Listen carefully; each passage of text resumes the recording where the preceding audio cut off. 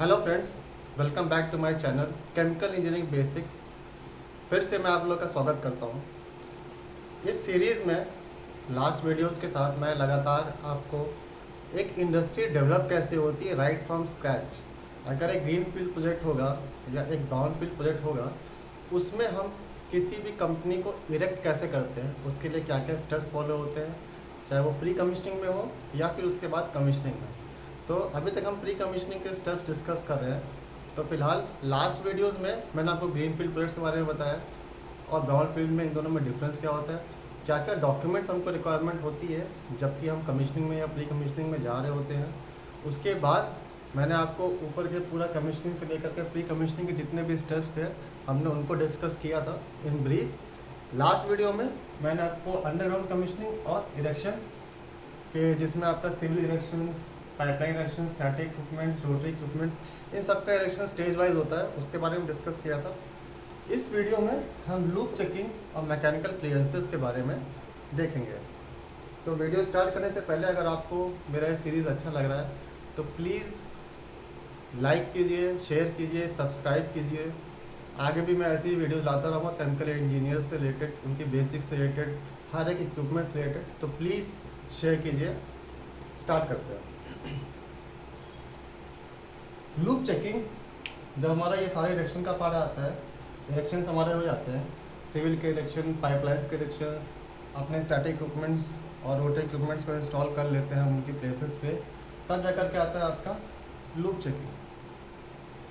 Loop checking actually में क्या होता है, ये पार्ट हमारा आता है प्रोडक्शन का काम में, प्रोडक्शन या फिर प्रोसेस। प्रोडक्शन या प्रोसेस डिपार्टमेंट ये आपका लूप्स चेक करता है and it is verified by mechanical also. Means construction के साथ मिल करके हमारी लूप्स फाइल डेवलप होती है। उन लूप्स फाइल के हिसाब से हमारा जो एक्चुअल में इरेक्शन हुआ है, क्या वही आपका PNIDs, PFDs और आइसोमेट्रिक से मैच कर रहा है कि नहीं। मीन्स एक्चुअल में क्या होता है, जो भी हमारा PNID और PFD फाइल डेवलप हो जाता है डॉक्यूमेंट्स में,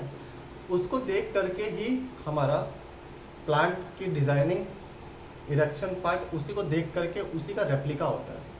सो जब भी हम ऐसा कर रहे हैं कि जब भी प्लांट डिज़ाइन होता है तो जैसे से हमारा PNID में दिया हुआ है कि कौन सी लाइन कहाँ जा रही है, वो तो एक 2D डायग्राम है। फिर 3D उसका व्यू एक्चुअल में फील्ड में क्या होगा कि वो जो है देखने में PNID में तो एक सीधी लाइन दिखा देगा, लेकिन जब फील्ड में जाते हैं तो वो लाइन बेंट होगी, घूमते हुए जा रही है, फिर नॉर्थ में गई, फिर बैकवर्ड गई, फिर फॉरवर्ड आई, फिर वॉल गई। मीन्स ऐसा एक्चुअल में रहता है। सो ये जो एक्चुअलिटी वाला पार्ट है, जो 3D रिप्रेजेंटेशन है, वो आपका आइसोमेट्रिक्स में दिखता है। और 2D पार्ट जस्ट आप प्लेन की कौन सी लाइन जा रही है, कहाँ जा रही है, किस कैरेक्टर में कौन सी कनेक्टिंग लाइन है, वो आपका PNID और PFD में दिखता है। PNID, PFD और आइसोमेट्रिक्स का डिटेल्स मैं उसके लिए अलग से वीडियो बनाऊंगा, जिसमें एक PNID देखते कैसे हैं, उसमें क्या क्या चीज़ें रहती हैं, क्या क्या डिस्क्रिप्शंस रहते हैं, आइसोमेट्रिक्स में क्या क्या डिस्क्रिप्शंस रहते हैं, PFDs में क्या क्या होता है, सो तीनों में डिफरेंस क्या है, इसकी वीडियो मैं सेपरेटली बनाऊंगा। तो फॉर द टाइम बिंग हम अभी लूप क्लियरेंस पे जाते हैं।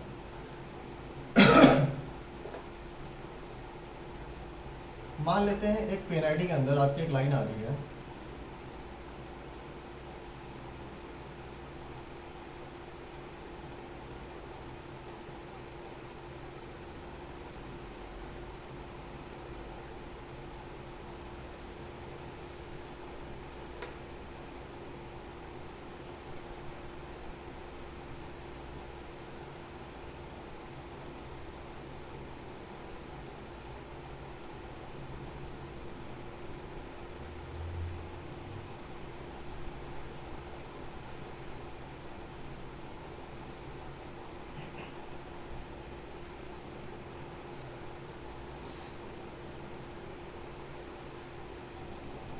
ये आपका PNID में कुछ ऐसा दिखाई देगा कि एक सिंपल लाइन रहेगी, ड्रॉ रहेगी, कोई एक लाइन,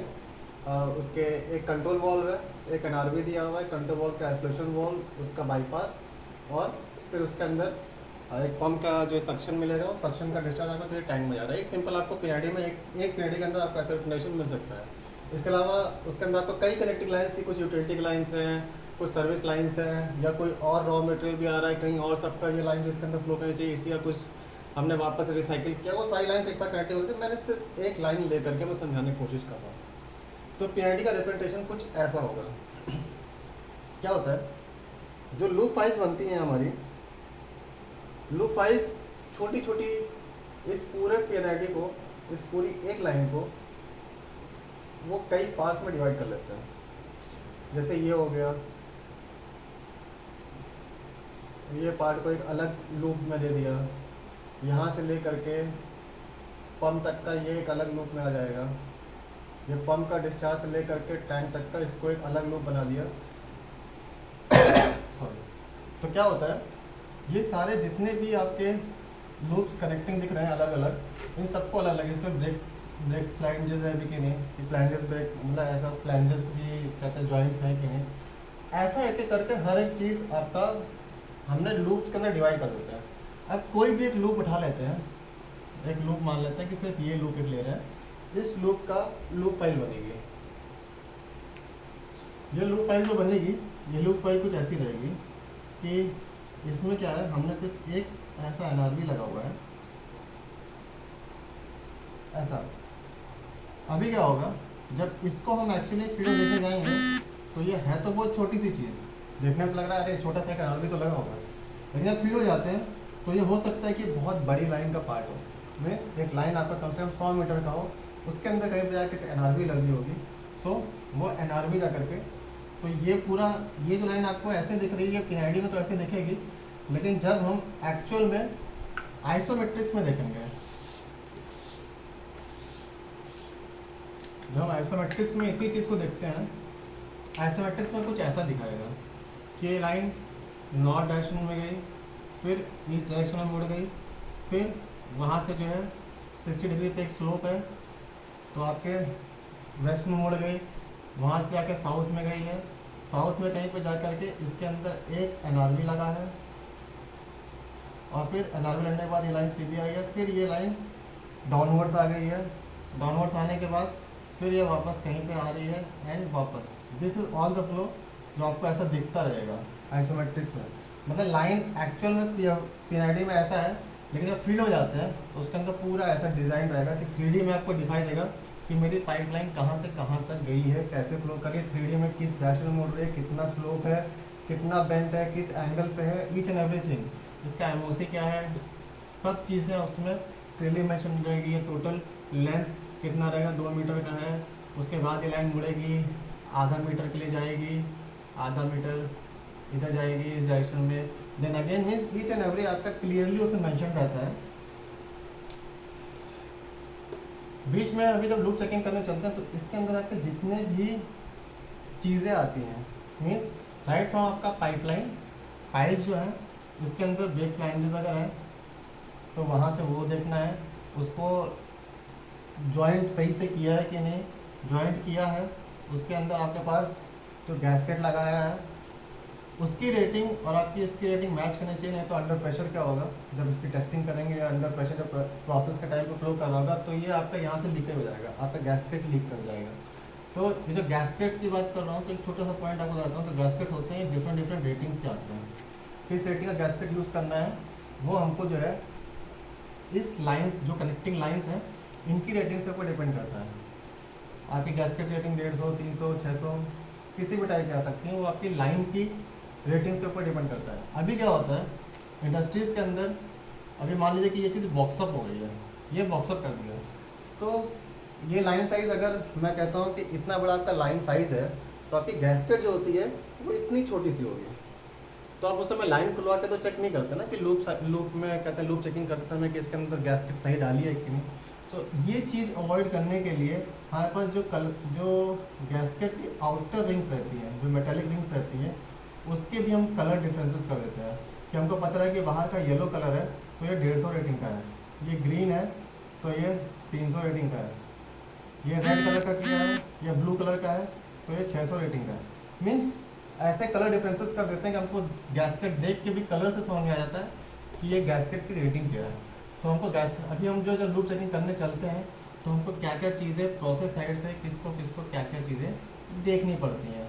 तो चलिए इस चीज़ को डिस्कस कर लेते हैं। सबसे पहले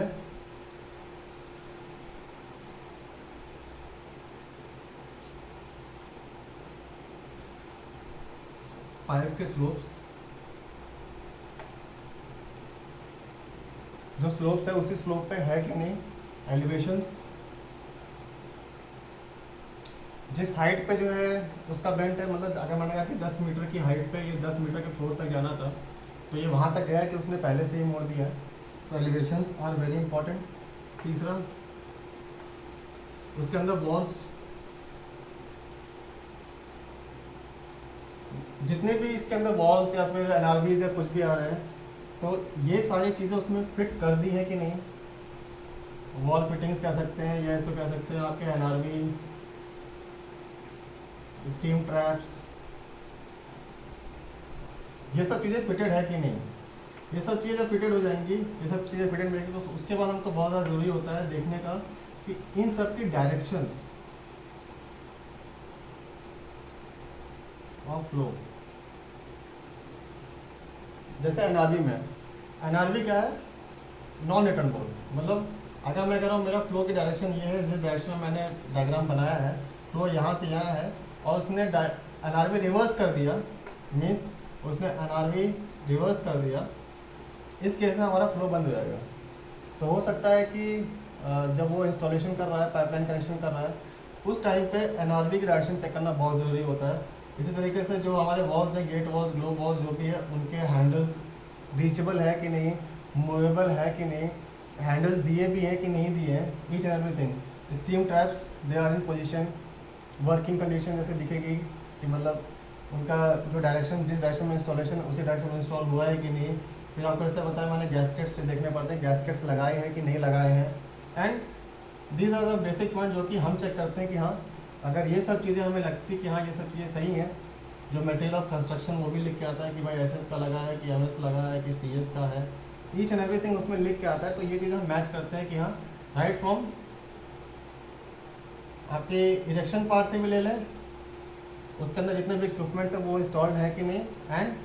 आपकी फिक्सेशंस कैसे हो रहे हैं, वो सब चीज़ें, ये सब आपका लूप चेकिंग में आता है। सो ये सब चीज़ें हमको लगता है हमारी साइड से सब चीज़ें ओके हैं, डायरेक्शन इज एवरीथिंग ओके, जो भी चीज़ लगाई सब ओके है, तब जा करके हम जाते हैं मैकेनिकल क्लियरेंसेज में। जब प्रोडक्शन साइड से कोई भी लूप क्लियर आता है, ये लूप मैंने वो छोटा सा दिया है, लेकिन ये जो लूप है ये भी आपको आइसोज में देखेंगे तो आपको एक आइसो में इतना हो सकता है, दूसरा आइसो में आपको सिर्फ इतना सा डायग्राम होगा,